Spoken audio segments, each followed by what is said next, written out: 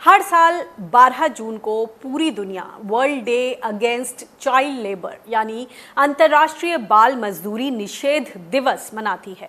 वैसे तो भारत में बाल मजदूरी पूरी तरह से गैर कानूनी है, लेकिन गरीबी और बेरोजगारी की वजह से देश में लाखों मासूमों का बचपन आज भी यूं ही जाया हो रहा है।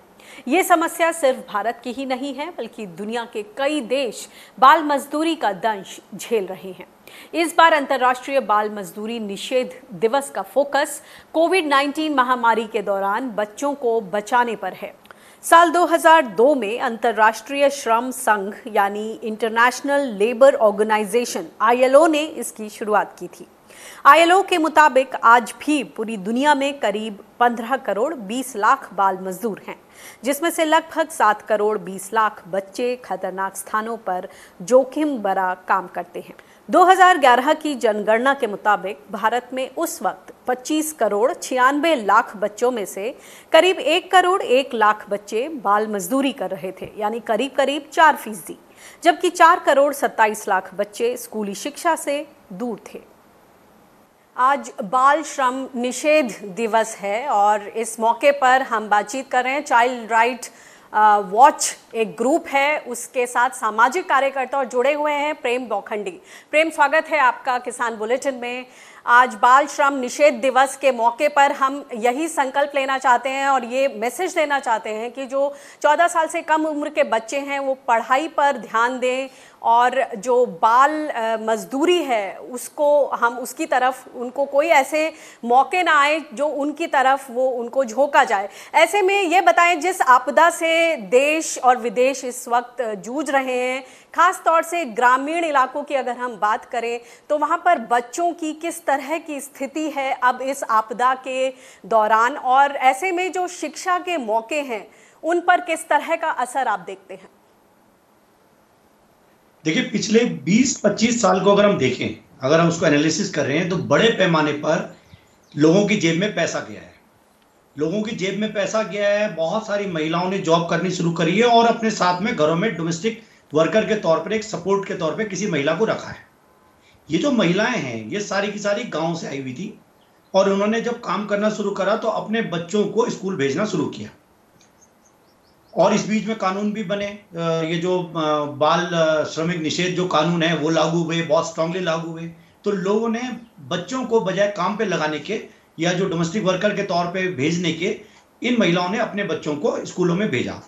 इन महिलाओं को मैं कहता हूँ विद्रोही महिलाएं, जिन्होंने विद्रोह किया अपने घूंघट से, जिन्होंने विद्रोह किया अपने तथाकथित कल्चर से, गांव से बाहर निकली, दूसरों के घर में बर्तन धोए, झाड़ू पोछा मारा, लेकिन अपने बच्चों को स्कूल भेजा। और उनकी एक उम्मीद थी कि वो अपने बच्चों को अपने जैसा नहीं होने देंगे, अपने जैसे कष्ट में नहीं रहने देंगे। अगर हम पिछले 2-2.5 महीने के अंदर देखें तो ये सारी महिलाएं हैं, ये सारे लोग शहर छोड़कर वापस अपने गांव की तरफ चले गए, यानी कि वहीं चले गए जहां से ये भागकर आए थे।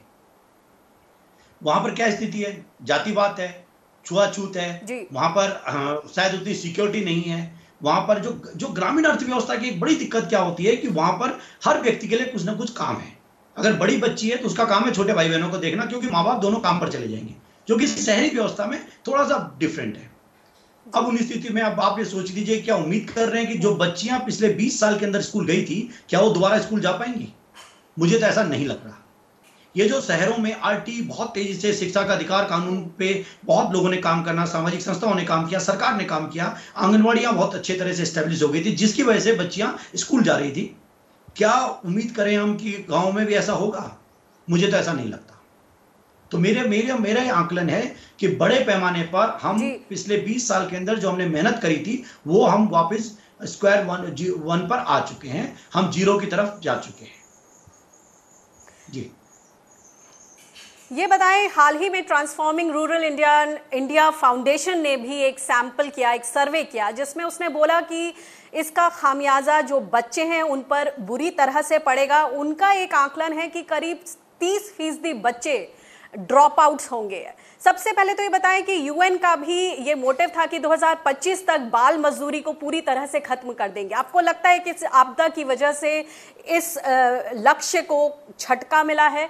और दूसरी बात कि ये सैंपल में जो ये 30% का स्टैट्स सामने आया है, आपकी किस तरह के अनुभव हैं और आपकी क्या आशंकाएं हैं कि क्या होगा? देखिए, एक तो यह है कि जब भी आपदा आती है दुनिया में, कोई भी आपदा हो, प्राकृतिक हो या व्यक्तिगत हो, उसका पहला असर पड़ता है बच्चों की शिक्षा पर। और अगर बच्चों की शिक्षा में भी हम देखें तो पहला असर पड़ता है लड़कियों की शिक्षा पर।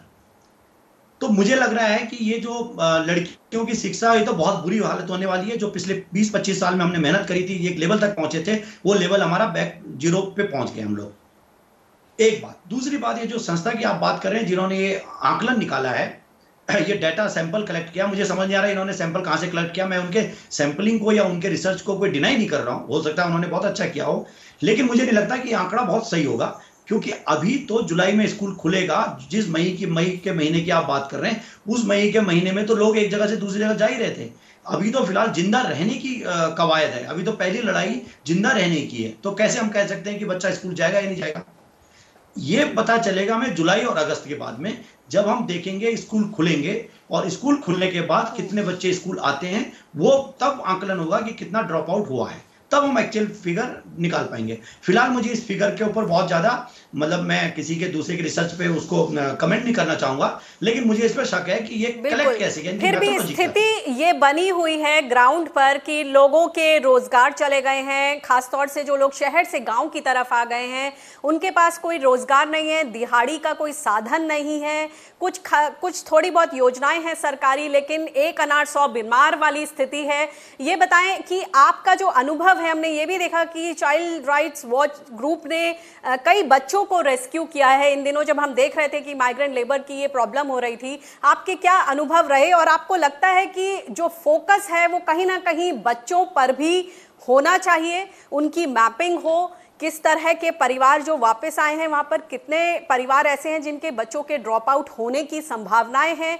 क्या आपके अनुभव हैं इन चीजों को लेकर? बड़े पैमाने पे ड्रॉप आउट्स होंगे। हमने जयपुर के अंदर, जयपुर के चूड़ी उद्योग के अंदर पिछले 2 महीने से लगातार काम किया। हमारा आंकलन है, जो जयपुर को लेकर एक आजकल एक नई रिपोर्ट आ रही है कि जयपुर सेंटर बन गया ह्यूमन ट्रैफिकिंग का। कम से कम 50,000 बच्चा वहां पर चूड़ी उद्योग में काम करता है। हमने लगातार दबाव बनाया, हमारे साथ और लोगों ने दबाव बनाया, हमने लगातार दबाव बनाया, और हम उस इतने दबाव के बाद हम मान के चल रहे हैं कि कम से कम इसमें से 40-50 हजार बच्चे वहां से बाहर चले गए। हम रेलवे स्टेशन में खड़े रहे, हमारे लोग रेलवे स्टेशन में मॉनिटरिंग करते रहे। ये बच्चे रेलवे स्टेशन से नहीं गए, ये बसों के द्वारा गए। अब अगर मान के चलिए कि 50,000 नहीं 25,000 मान लेते हैं, 25,000 बच्चा जयपुर से और बिहार गया है, झारखंड गया है, तो पूरा राजस्थान के उसने 2-3 डिस्ट्रिक्ट को क्रॉस किया, उसने कम से कम 10 डिस्ट्रिक्ट को यूपी के क्रॉस किया, उसके बाद वो बिहार के 1-2 डिस्ट्रिक्ट को क्रॉस किया। कहीं पर भी कोई मॉनिटरिंग करके कहीं आपको पता नहीं चला कि बच्चों की स्थिति क्या है, कहीं बच्चों को रेस्क्यू नहीं किया गया, या कोई श्रम विभाग या कोई पुलिस या कहीं बच्चों को पकड़ नहीं पाई।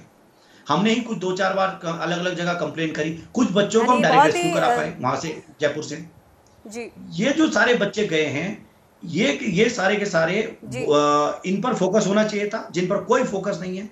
सरकार अगर चाहती तो कम से कम अब तो मॉनिटर, चलो पहले तो हम मान के चलते ह्यूमन ट्रैफिकिंग से आगे पता नहीं था, लेकिन अब जब स्टेट के अंदर आए होंगे, हम अपने शहरों में देख रहे हैं कि स्टेट के अंदर आ रहे, तो सबकी मॉनिटरिंग हो रही है कोरोना की बीमारी की वजह से। ये सब कोरोना के टाइम बॉम्ब है, ये अलग अलग गाँव में जाएंगे, ये प्रॉब्लम फैलाएंगे, ये बच्चे कैसे चलेंगे? इसका मतलब कहीं ना कहीं फोकस हमने लूज किया है, हम बच्चों पे फोकस नहीं रख पाए, जबकि हम पिछले 2 महीने से लगातार कह रहे हैं कि हमारा फोकस बच्चों पे भी होना चाहिए। जी जी, तो ये बताएं कि अब जगह जगह राज्य में जहां श्रमिक अपने अपने गांव, अपने अपने इलाकों में लौट गए हैं, वहां पर मैपिंग की जा रही है, स्किल सेट्स की मैपिंग हो रही है। क्या आपको लगता है कि अभी भी अगर हम फोकस करें तो हम ठीक तरह से आकलन कर सकते हैं परिवारों का, बच्चों का, और आगे की एक फॉरवर्ड प्लानिंग वहां कर सकते हैं? ऑफ कोर्स कर सकते हैं, लेकिन अभी फोकस तो आया नहीं है। अगर मैं उत्तराखंड की बात करूं तो उत्तराखंड में टीचर्स की ड्यूटी कोविड के सेंटर पेशेंट्स को देखभाल के लिए चौकीदार के तौर पर लगा दी गई है। टीचर का काम कुछ और होना चाहिए था, उनको कोविड के जिम्मेवारी लगा दी गई। आज की डेट में सर्व शिक्षा अभियान के तहत या जो अब नया एक समग्र शिक्षा अभियान बन गया है उसकी हम बात करें, शिक्षा के अधिकार कानून के तहत बात करें, तो जो उसका सिस्टम है उस सिस्टम की जिम्मेवारी होनी चाहिए थी कि जिस अलग अलग स्कूलों के आसपास जो स्कूल है उसके आसपास का जो उनका वाटरशेड एरिया है उस एरिया में वो मैपिंग करते, पता करते कितने बच्चे आए हैं, कौन बच्चे हैं जिनकी संभावनाएं हैं छूट जाएंगी स्कूल, वो बच्चे जो अलग अलग स्कूलों में पढ़ते थे जिनको मैं कहता हूँ टाई वाले स्कूल 150 रुपए जिनकी फीस होती है, भाई सरकारी स्कूल में तो फीस नहीं है, ये तय है। तो जब हम मान के चल रहे हैं कि जो ये जो छोटे छोटे मोटे स्कूलों में पढ़ रहे हैं उन बच्चों की स्कूल छूटेंगे ना क्योंकि माँ बाप के पास पैसे नहीं है, लेकिन अगर सरकार मैपिंग करे, सरकार चाहे माँ बाप को कन्विंस करे, समझाने की कोशिश करे, तो इन सारे बच्चों को शिक्षा का अधिकार के तहत सरकारी स्कूल में एडमिशन कराया जा सकता है। शिक्षा के अधिकार कानून की एक बड़ी खासियत यह है कि कोई ट्रांसफर सर्टिफिकेट नहीं चाहिए। शिक्षा के अधिकार कानून की सबसे बड़ी खासियत यह है कि कोई आपका टेस्ट नहीं होगा, बच्चे के अप्रोप्रिएट एज के हिसाब से उसको उस क्लास में एडमिशन मिल जाएगा। 14 साल तक के बच्चे, 14 साल से ऊपर वाले बच्चे के लिए कुछ सर्टिफिकेट की जरूरत होती है, लेकिन 14 साल तक का बच्चा तो हो जाएगा। लेकिन मैपिंग कर कौन रहा है? टीचर्स की ड्यूटी तो ऐसे कामों में लगाई जा रही है जो उनको नहीं करना चाहिए था। तो एक तो ये बड़ा मामला है। अभी भी अगर कोशिश करें, सरकार पूरी तरह से जिम्मेवारी हाथ में ले ले, सरकार समग्र शिक्षा अभियान को इसी काम में लगा दे, मास्टरों की ड्यूटी, टीचर्स की ड्यूटी इस पर लगा दे कि वो मैपिंग करें उनके स्कूल के अंदर। क्योंकि एक और मैं बात बताऊं, लोग कह रहे हैं कि प्राइवेट स्कूल, जो कई लोगों का मानना है कि सरकारी स्कूल में बच्चे नहीं है इसलिए पढ़ाई नहीं होती है। मैं कहता हूं कि सरकारी स्कूल में पढ़ाई इसलिए नहीं होती क्योंकि बच्चे नहीं है। एक टीचर को पढ़ाने के लिए तो बच्चे चाहिए ना, भाई 10 20 25 बच्चे हों तो उसको मजा भी आएगा पढ़ाने में। अब बच्चे ही 3 हैं, बच्चे ही 4 हैं, और 4 भी कौन से वाले बच्चे हैं जो मतलब कहीं स्कूल के लायक नहीं थे वो यहाँ आ गए। तो एक बार संख्या बढ़ेगी तो क्वालिटी भी बढ़ेगी। एक तो प्रश्न ये है। दूसरा प्रश्न है जो कई लोग आजकल उत्तराखंड में एक बड़ा बहुत बहुत शुक्रिया इस बातचीत के लिए, इस इनसाइट के लिए प्रेम। और हम कोशिश करते हैं कि ये जो पॉइंट्स इन्होंने सामने रखे हैं उन पर सरकार फौरी तौर पर काम करेगी, उस पर ध्यान देगी।